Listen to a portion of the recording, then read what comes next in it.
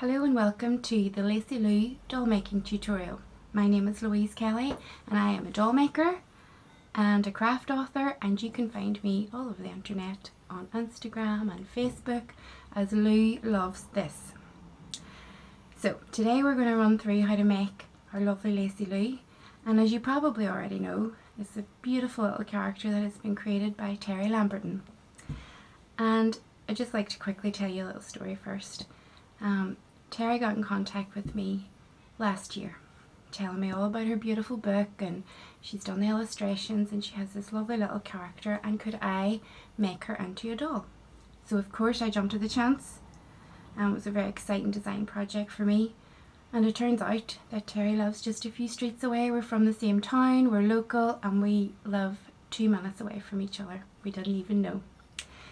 So I got to really have a really good look at Lacey and all her lovely little features, and when I was designing her I stuck really closely to Terry's beautiful illustrations. You can see here her lovely little eyes was a very predominant feature, and it's what makes Lacey Loo look like Lacey Loo. So I had a great time re-sketching and figuring out how we were going to put her together, and then Terry very generously decided that it would be a good idea to offer the pattern as a free PDF so that you could make your own Lacey Loo at home. And I think it would be a great tool as a companion with the books. It would be great for story time if you have an actual Lacey there as well, and that you've made her yourself is even better. So what we'll do today is we're going to run over how to put the body together. When you download the PDF, it's got everything you need in it, full set of instructions, full set of material lists, and full size templates as well. So all the information is in written form for you to download. But today we're going to go over how to put the body together. We'll talk a little bit about stitching the face and things like that, and then afterwards you can put the clothes together really simply. Okay, so before we get started, well, let's have a little closer look at Lacey, because we're very limited for space, so I can't seem to get her all in the frame. But you can see here she's a felt doll, yeah, and she's quite tall. I think she comes out to about 22 inches, 24 maybe inches tall. You can see I can get her all in there. She's put together with felt, and her construction is that her body and her head are done separate and then attached together. So if you're already a doll maker, this is a really good technique to learn, or indeed if it's something that you're just interested in, or you'd like to get started in doll making or toy making, this is a great technique to learn. Included in the pattern is all the instructions to add her hair. This is just some double knit weight yarn for her hair. She has a lovely little elf tunic, of course, essential wear for an elf. Their lovely little scalloped edge. Her cute belt, glittery of course, if you can, yeah. She's a lovely neck piece here. I think this is my favourite part of her outfit. I just love how it accentuates her neck and her shoulders. And of course, stripy tights. Now, these are actually made from a pair of child's tights, so have a look around. You'll find them on eBay, pretty inexpensive, and try to get the smallest size that you can. The smaller the size, like age 2 to 3, you'll get a smaller stripe. And then of course her little elf boots. We're gonna have a look at those as well. She has a shaped leg. You can see there her calf and her knee, and a flat foot as well. Okay, so let's get to work, shall we? So, oh, sorry, one more thing. Very sorry, Lacey, but we have to show the people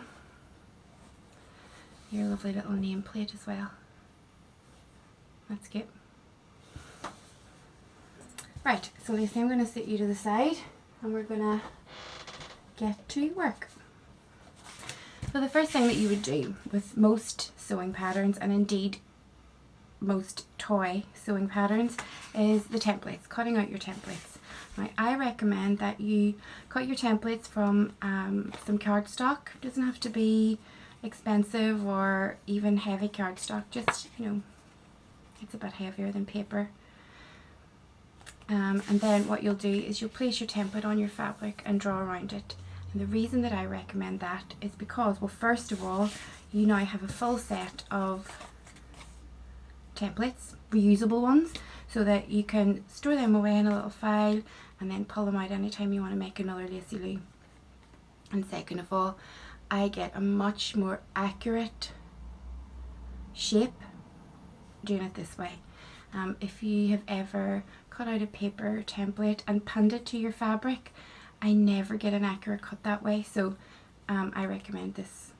Cut it out of light card, and there's lots of information on the templates in the pattern. For example, some of the templates have stitch lines on them and information where there's a turning gap, so sketch those on your templates as well, and write any notes on them as well, write what they are: elf legs, elf arms, boots, etc.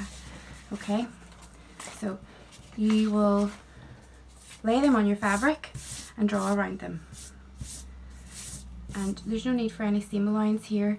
Her body's made of felt, and as long as you're using a really good quality wool felt, you don't need a seam allowance. You'll see now in a second, I stitched just a few millimeters on from the edge. Now, I have hand stitched Lacey.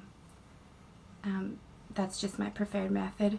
If you wanted to put her together on the sewing machine, there's some areas where you have to hand stitch, but if you wanted to do her on a machine, just make sure when you draw around your template just to add a 1/4 inch seam, okay, to all your pieces. So the first thing now is laying out, and what you need to cut is a body front and 2 body backs. Alright, now you'll hear me refer to the front or the right side and the wrong side, and there is no really right and wrong with felt, as it's the same on both sides. But when I refer to the wrong side, I mean the side that you've used a fabric marker on. You just always keep those butts to the inside. So with things like the back body pieces and the ears, you have to make sure that you mirror these when you're cutting them out. So put one down, draw around it, flip it over, and draw it around it a second time. And it's the same with the ears. You're cutting 4 ears. You cut 2 heads and 4 arms. You can see the little arms there with her cute wee thumbs, and 4 legs. Okay, and I have to refer to the pattern, but I'm pretty sure you can get this out of a fat 1/4 of wool felt. Again, please make sure that you use, I can't stress it enough, good quality wool felt is what you need. Avoid acrylic felt. When you come to stuff the toy, it'll bend out of shape and it'll actually disintegrate and come apart. So always go for 100% wool felt if you can. My favourite is by a company called cloudcraft.co.uk. It's so strong, smooth, pretty, beautiful colours, and your piece will last a lifetime. It will have so much strength. It can be washed because it's 100% wool felt. It can be ironed. It doesn't pull. There's a million reasons why wool felt is the way to go. You can also use a wool mix felt. My favourite is by billowfabrics.co.uk and coolcrafting.co.uk. Check both of those companies out for wool felt, wool mix felt. There's a huge range of colours, and it's great for things like doll coats and shoes and that sort of stuff. So wool felt, cut everything out. Alright, and the first thing then that I always start with is It's not the boring parts, but it's the parts I like to get out of the way because I can't wait to stitch the face and then get on to making all the lovely clothes for your doll. So the first thing I really do is stitch the arms, two legs, and the back body piece. Let's get that onto frame there. Can you see? My wee money quilt out of the way. Right, so with the arm, now I've stitched this with red felt just so that we can see a little bit better. It's really simple. You just stitch the whole way around, and before you finish, leave a turning gap of about an inch, I'd say that is, yeah. And just make sure that in the finished doll, just like us, the thumb is facing outwards, so make sure you just leave that little turning gap at the back upper part of the arm. All this information is in your pattern and on the templates. Okay, so we're going to turn the arm out the right way through here, and we're also going to stuff it here as well. Alright, so you do that with both of your arms, and then with your legs, we'll go into this. With your legs, there's no need to, we leave the top open, only because there's really no need to close this. This is going to be encapsulated and with the body. So leave that opened, and then I stitch the whole way down the front of the leg and the top of the foot. Leave the toe area open, yeah, and then I'll stitch the sole of the foot and up the back of the leg, and again just leaving that little turning gap there. Okay, now we're going to stitch the foot in a second, but before we do that, I'll just quickly show you. So this is your back body piece. I have a slightly bigger turning gap here. Don't be tempted to leave a huge turning gap, because you'll have a larger gap to close once everything's finished, and also it'll be really difficult to stuff this piece properly if the turning gap's too big, and it can affect the overall shape as well. So I think that's about 1.5 inches. You could go even a little bit smaller. We're going to turn the whole body and the legs out this little turning gap here and stuff it as well. Okay, so what we'll do now, I love this technique. This is a great technique to make a flat foot for your doll. So you can see it's like an unusual kind of shape here, and we've stitched the top of the foot and the bottom of the foot. And now what I want you to do is open this out, so you're kind of going the opposite way that you've already stitched the leg, and bring these 2 points here together, right? And I like to use these little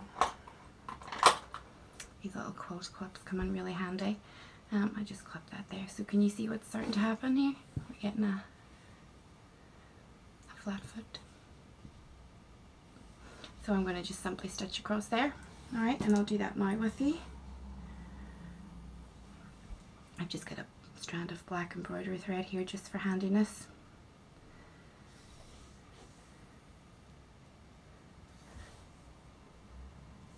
Okay. And see, I'm just stitching a few millimeters on from the edge. And now we're stitching a seam here that's going to be turned out the right way, so it doesn't really matter what this looks like as long as your stitches is fairly regular in size and close together. If you take large big stitches, then you'll have gaps in your seam, and when you go to stuff the piece, the seam will gape. Alright.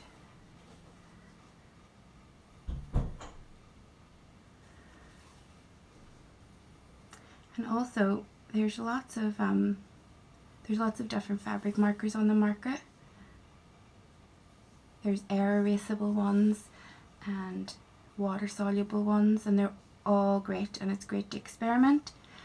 My favourite markers or fabric pens is these friction pens here. So it's actually a stationery product. It's not made specifically for fabric, but it's got thermosensitive ink. So you'll see here lots of the pieces have these marks left on them. When I'm finished my doll, I use a hairdryer over the face and stuff just to take any marks away. So they're really good like that, and you don't have to use any water to take them away. But if you're going to try these, make sure you test them on whatever fabric that you're using.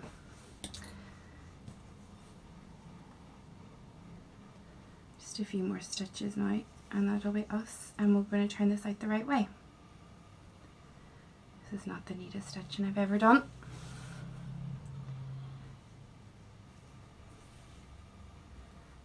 You can see it's not really neat at all actually. It doesn't need to be.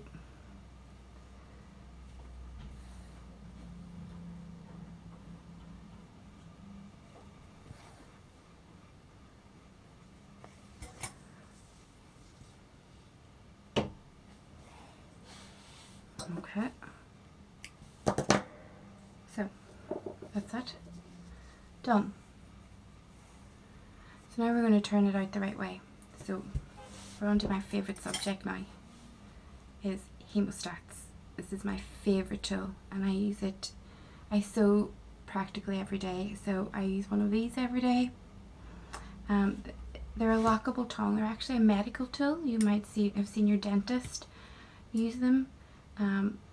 But they're brilliant for turning things out the right way and also stuffing. So on the market there is stuffing tools, and you'll find I think they're called turning tubes or turning lips, and it's like a metal rod with a little hollow metal rod. So that's two different tools, and this does both of those things.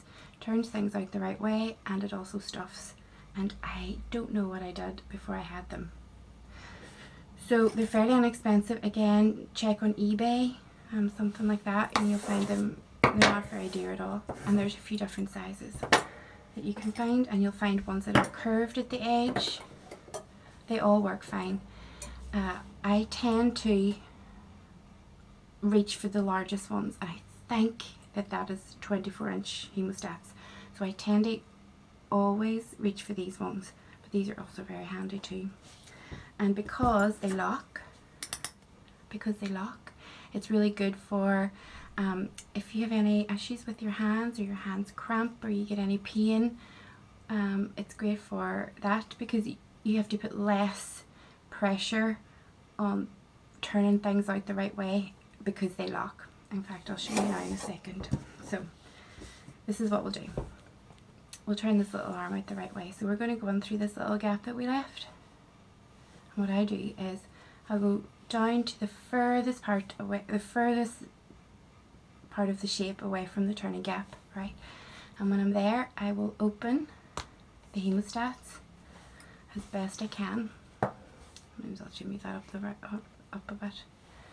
Okay, so the hemostat's now opened a little bit, and I'll just fold on a little bit of fabric. Can you see that? And just be firm with it. You don't have to be really gentle with this. This is a strong seam that you've put on, even though it's quite close to the edge. Don't be thinking that it's delicate. If it's wool felt that you've used, it's really strong, so be quite firm. That's it. You just pull it out the other way, let it go, and then I'll go on now and I'll turn out the other end.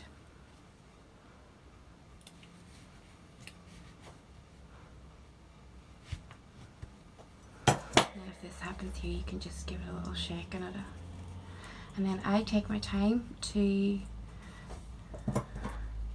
go in with the hemostats again and push out all your seams.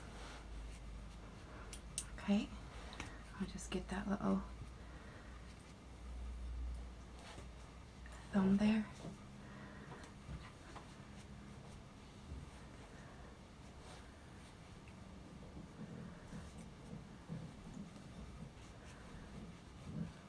There we go.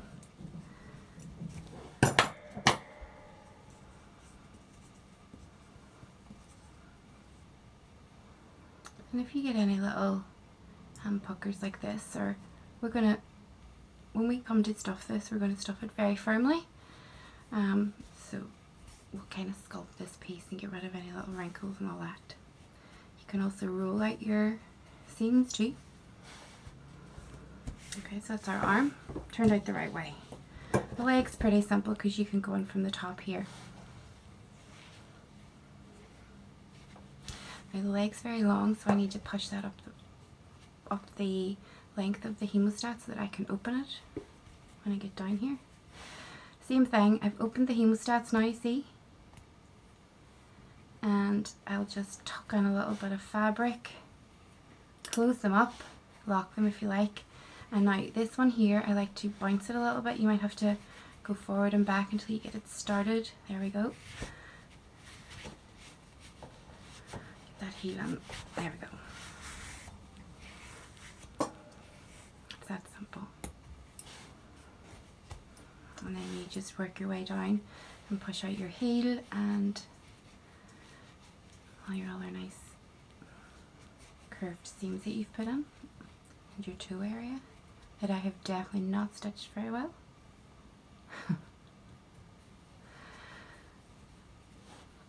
That can be easily, we're going to cover a ladder stitch, and so you can easily fix if you do come across a bit that you've missed or a little seam that you don't really like. We can use a ladder stitch to close that up. Okay. And then roll out your seams.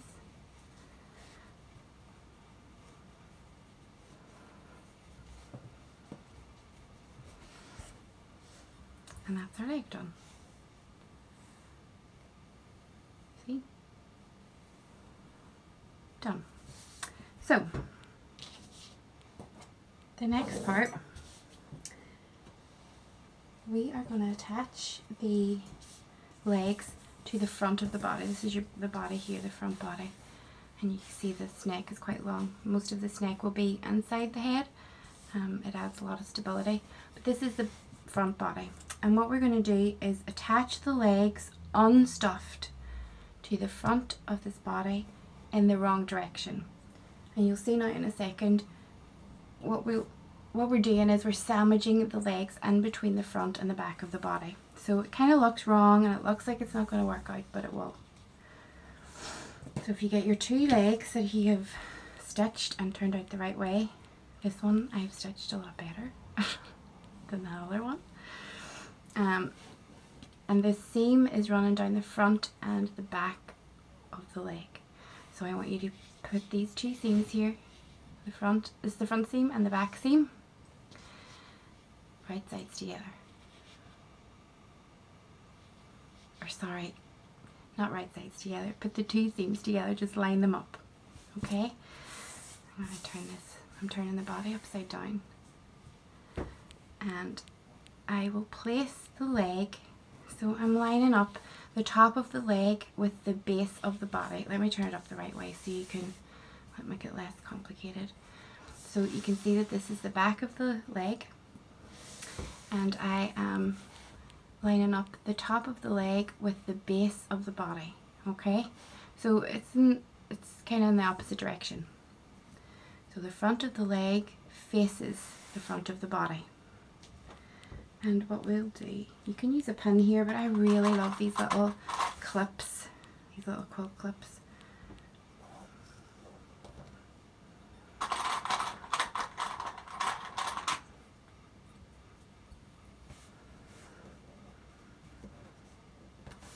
Okay, and we'll do the same for the next one. So line up your front and your back seam. Front of the leg goes against the front of the body, and we'll just line that up. All right, I'll clip this. Sometimes in doll making I find that pins can be quite cumbersome because you're usually working with small pieces and they get in the way, and especially when you're hand sewing, your sewing thread gets caught around them and it's annoying. So I love these clips, and later on we're going to talk about a sew line glue pen too. So this is what we're left with. Can you see?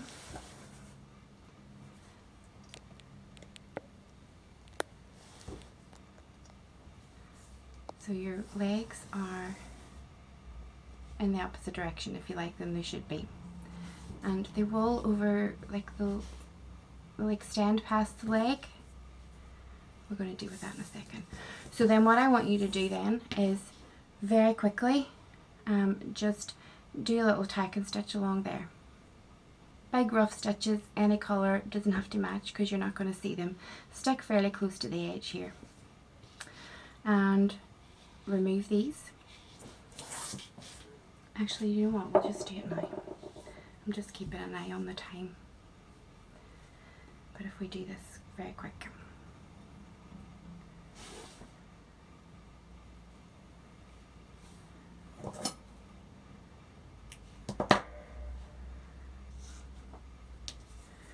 So do it on the flip side. Messy stitches, you're just holding these legs in place so that you can get your seam.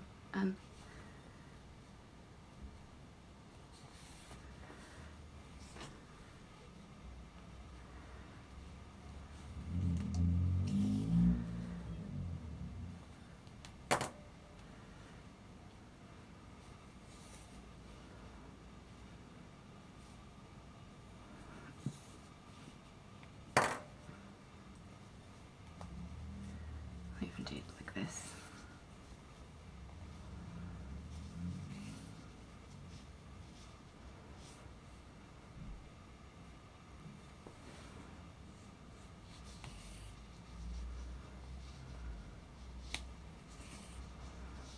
And that's it. I'll just quickly show you now from the front, and then we will be back for part 2 because we're about to run out of time. How quickly did that go? See, bobby thread, and there we have it. Alright, so your legs are now attached. And when we turn everything out the right way, your legs will pop down this way. So, join me for part 2, and we will put the rest of the body together, and then we'll work a little bit on the face. Alright, thank you.